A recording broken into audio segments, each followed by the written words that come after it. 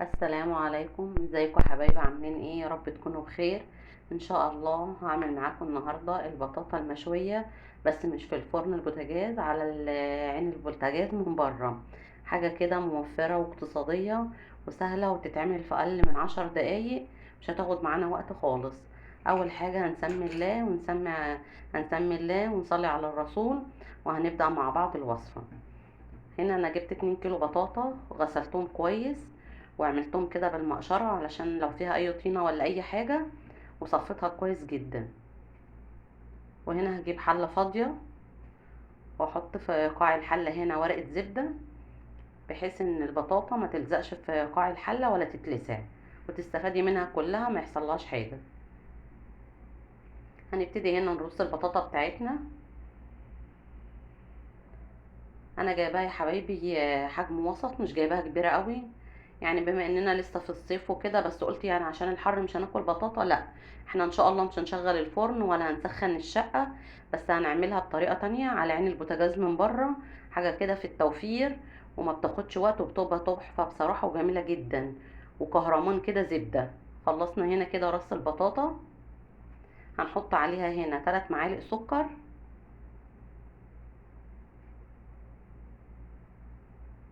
وكوبايتين من الميه. الطريقة دي جميلة جدا، وبتخلي البطاطا مزبدة بصراحة، وجميلة جدا، عاملة زي العجمية كده ما شاء الله عليها.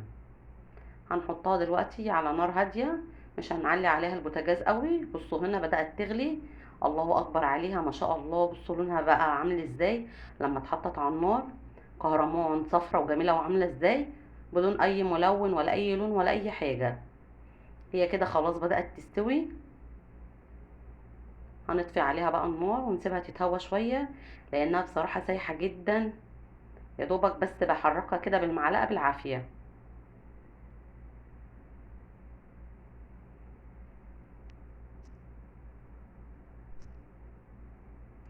ما شاء الله يا حبايبي عاملة ازاي ولونها جميل ازاي. شوية السكر اللي احنا بنحطها عليهم دول بيدوها طعم جميل جدا، وبيخلوها مسكرة. بصوا زبدة جميلة ما شاء الله عليها.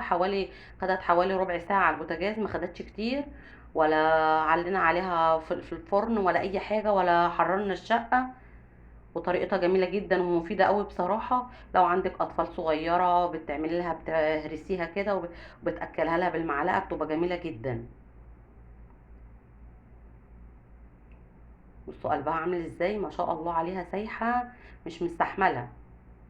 والله جميلة جدا وريحتها تحفة، وبتكون مكرملة كده، وبتبقى جميلة جدا.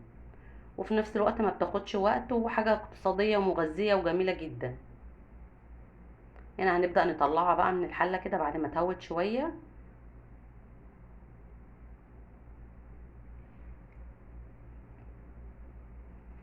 بصوا عاملة ازاي ما شاء الله عليها، مش مستحملة.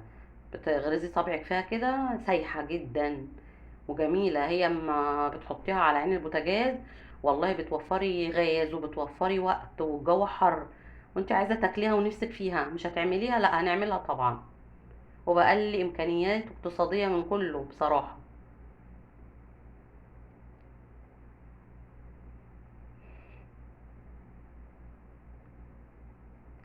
بصوا يا جماعة، هنا ورقة الزبدة بقى فايدتها ان هي ما تلسعش في قاع الحلة، ولا تتحرق، ولا طعمها يتغير، ولا اي حاجة. لحد اخر واحدة ما شاء الله، محفوظة فيها كده، ولا مهرية ولا حاجة.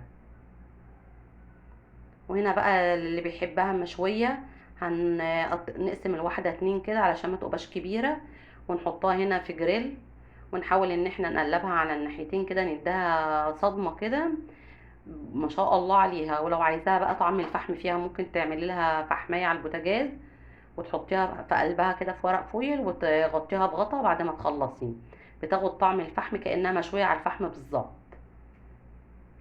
بصوا يا حبايبي بتتهري والله ما شاء الله، مش عارفة اقلبها، خايفة تتكسر مني. ولونها عامل ازاي، روعة.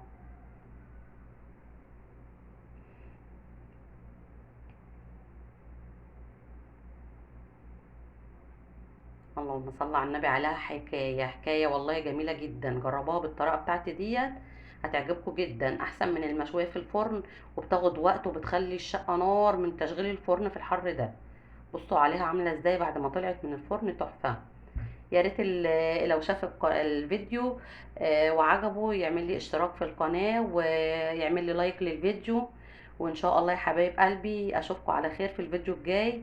ما تنسوش بقى التعليقات بتاعتكم، احلى بقى اشتراك منكم حبايب قلبي. فعلوا لي زر الجرس كده عشان الفيديو يوصل للمشتركين كلها ويستفاد منه ان شاء الله. اشوفكم على خير يا حبايب قلبي.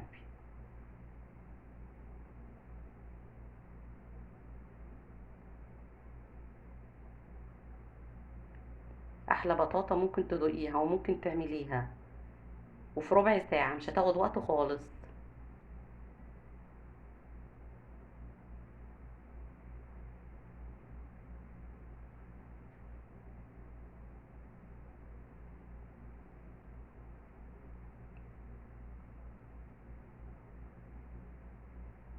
متنسوش بقى اللايك والاشتراك في القناة، ومع السلامة حبايب قلبي.